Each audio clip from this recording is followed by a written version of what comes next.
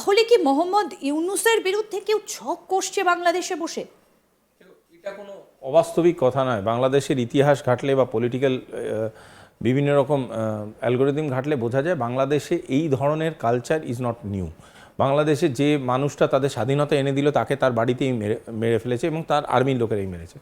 পয়েন্টটা হচ্ছে এই ধরনের কালচার তারা দিনকে দিন প্র্যাকটিস করে। সুতরাং মোহাম্মদ ইউনূস যদি সেটা ভেবে ভয় পেয়ে থাকে, এটা কোনো আনসার্টেন ভয় আমি বলবো না। কিন্তু এখানে একটা জিনিস বুঝতে হবে যে এ ধরনের ভয় পাওয়ার পিছনে তো কোনো কারণ থাকবে, because Mohammad Yunus is also not a personal human being.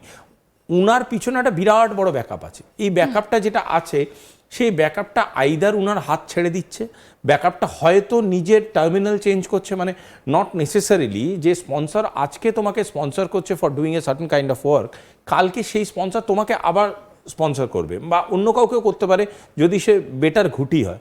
সুতরাং এটা পুরোপুরি একটা চেস খেলার মতো। আজকে আমি একটা ঘুটির উপরে নিজের দাবি ধরবো, কালকে আমার আই ক্যান চেঞ্জ দ্য পন।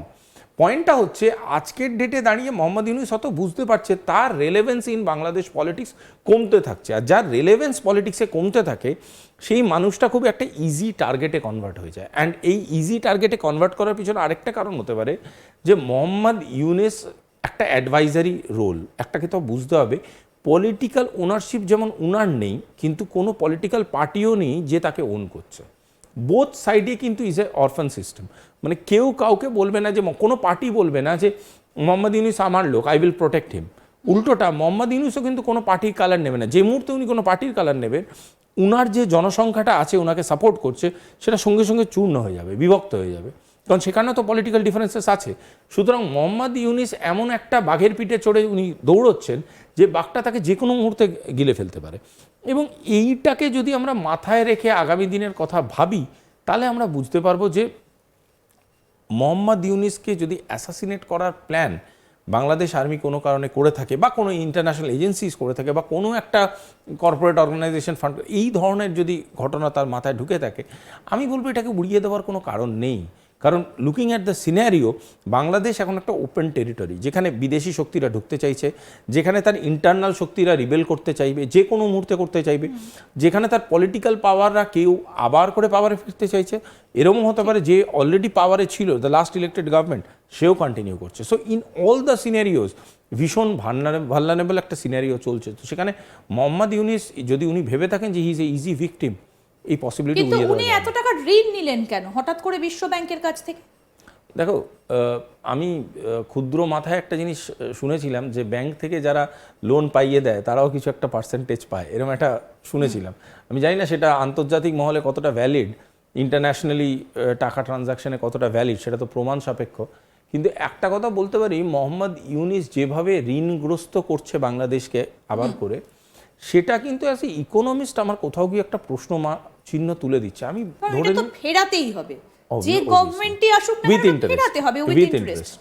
এবং শুধু তাই নয়, আজকে যদি একটা নতুন গভর্নমেন্ট আসে, আমি ধরেই নিলাম মানে কোন একটা ভীষণ স্টেবল গভর্নমেন্ট আগামী 1 বছরের মধ্যে বাংলাদেশে শপথ নেবে, সেই গভর্নমেন্ট কিন্তু শুরু করছে একটা ঋণের বোঝা নিয়ে, বিপুল পরিমাণ ইন্টারন্যাশনাল ফান্ড নিয়ে। সেই ফান্ডটাকে সে কিভাবে ইউজ করবে, সেই ফান্ডটাকে নিয়ে সে কী কী জিনিস বানাবে, that is a complete big question mark.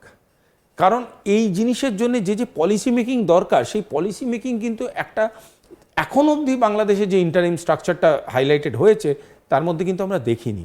আমরা এখন অবধি বলো না তুমি, শিক্ষা, ইকোনমি, মিলিটারি, ফরেন পলিসি, এমন কিছু ডিরেকশনাল পলিসি মেকিং কি হয়েছে? শুধু দোষারোপ হচ্ছে, এ পারে না ওটা, ওকে আমি পছন্দ করি না, ওকে আমি দারুণ পছন্দ করি।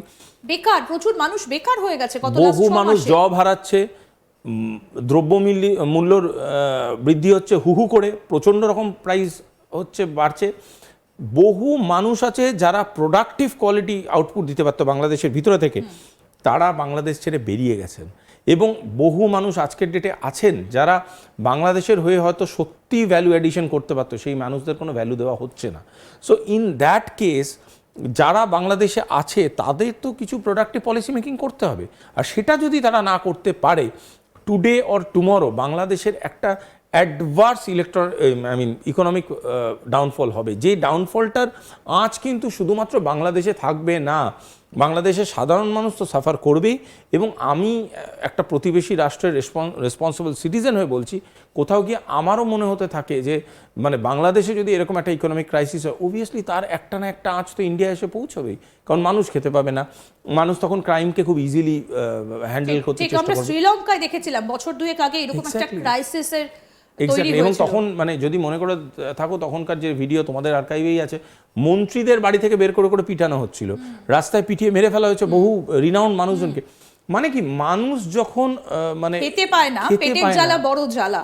কিন্তু এখন প্রশ্নটা হচ্ছে যে তাহলে সেনার এই যে জেনারেলদের মিটিং, যেটা জেনারেলি হয় না, সেটাতে হচ্ছেটা কি? সাধারণ মানুষের ওপর এর প্রভাব কতটা পড়ছে? এবং সাধারণ মানুষ তারা তো কিছুই বুঝতে পারছেন না যে কি হচ্ছে। দেখো, সাধারণ মানুষ বিপদে পড়লে না সলিউশন বেসড পলিটিক্সের পাশে দাঁড়ায়। সাধারণ মানুষ আজকের ডেটে, আমার বাংলাদেশে বিপুল বন্ধু আছে, তোমারও আছে, I am sure, everybody has. তো আমি যখন তাদের সাথে ইন্টারাক্ট করছি, সবাই একটাই কথা বলছে, দাদা আমরা একটা সলিউশন চাইছি। সলিউশন বলতে কি, একটা নিশ্চিন্তের জীবন। আমরা যেমন ভারতবর্ষে চলি, বেরোই, খাই, দাই, চাকরি করি, আমাদের একটা নিশ্চিন্তের জীবন আছে। এই নিশ্চিন্তের জীবন কিন্তু বাংলাদেশের সাধারণ নাগরিকদের কাছে আজকের ডেটে নেই। কেউ জানে না কালকে তার বাড়িতে আক্রমণ হবে কিনা, কেউ জানে না যে সে কোনো একটা চাকরি করতে গিয়ে আজকে রাত্রে বাড়িতে ফিরে আসবে কিনা। তার কারণ হচ্ছে প্রশাসন বলো, সেখানে মানে হোমল্যান্ড সিকিউরিটি বলো, সেখানে তার ন্যাশনাল সিকিউরিটি বলো, সেখানে তার বেসিক সিভিল সিকিউরিটি বলো, সেটাই নেই বাংলাদেশে। যে কেউ যে কোনো সময় পিক আপ হয়ে যাচ্ছে, কোনো পলিটিক্যাল সলিউশনের দিকে কেউ এগোচ্ছে না। সুতরাং একটা সলিউশনে বাংলাদেশেরকে আসতে হবে, এবং সেটা আসতে গেলে কে ইনিশিয়েশন পয়েন্টটা জেনারেট করবে, সেটা কি আর্মি করবে বা মিলিটারি করবে? কারণ হয়তো মিলিটারি এটা অবজার্ভ করে দেখছে, বা মিলিটারির পিছনে যারা ফান্ডিং এজেন্সিজ আছে তারা অবজার্ভ করে দেখছে যে মোহাম্মদ ইউনূসের দ্বারা যেটা করার দরকার ছিল সেটা সে করতে পারেনি এখন পর্যন্ত। So you get in to the power and do it for us. So কাউকে গিয়ে তো এটাকে ইনিশিয়েট করতে হবে। যদি আজকের ডেটে, বারবার বলছি, বাংলাদেশে যদি পলিটিক্যাল সলিউশন বাংলাদেশ না আনতে পারে, বাংলাদেশ এইভাবে ন্যারেটিভ বেসড পলিটিক্স করে বেশি দিন লাস্ট করতে পারবে না।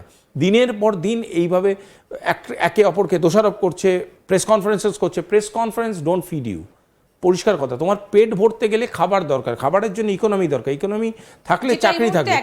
একবারে একটা কথা বলুন, আপনি বলছেন যে মিলিটারি জেনারেলদের মধ্যে একটা বৈঠক হচ্ছে, কিন্তু ওয়াকারুজ্জামান যিনি সেনাবাহিনীর প্রধান এই মুহূর্তে বাংলাদেশে, তার সম্পর্কে যে কথা এখনো পর্যন্ত আমরা বাংলাদেশি সাংবাদিকদের সঙ্গে কথা বলছি, তারা প্রত্যেকেই বলছেন যে হিজবুতি সরকার চলছে, এবং ওয়াকারুজ্জামান তিনি এমন একজন মানুষ যার জঙ্গি মানসিকতা রয়েছে। তাহলে এই যে জেনারেলদের মিটিং, কোথাও কি একটা অন্য কিছু ইন্ডিকেট করছে? একদম ইন্ডিকেট করছে। এবং উনার দুটো খুব কন্ট্রাডিক্টরি জিনিস আমি গত 20 দিন 25 দিনের মধ্যে অবজার্ভ করেছি। একটা জিনিস হচ্ছে, উনি একটা খুব অত্যন্ত ভালো ডিপ্লোম্যাটিক স্টেটমেন্ট করেছিলেন, যেখানে উনি গিয়ে একটা খুব renowned news paper of Bangladesh, সেখানে গিয়ে উনি বলেছিলেন যে আমি ভারতবর্ষকে মনে করি একটা রেসপন্সিবল অ্যালাই এবং বন্ধু, তাদেরকে নিয়ে আমি আমার শুনে খুব ভালো লেগেছিল